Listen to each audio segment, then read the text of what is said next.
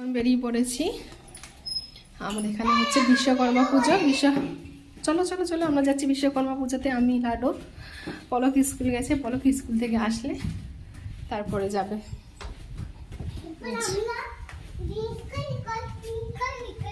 আমাদের এমটিতে হচ্ছে পুজো, আর আমি আর লাডো বেরিয়ে পড়েছি।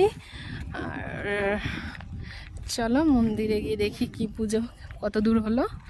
আর আজকে আমাদের ওখানে ভান্ডারাও আছে, যাচ্ছি ভান্ডারাতে খেতে নাচতে খেতে যাচ্ছি। কেমন করে মুখটা আগুনের তেলে, গরম গরম তেলে পুড়ে গেছে। চলো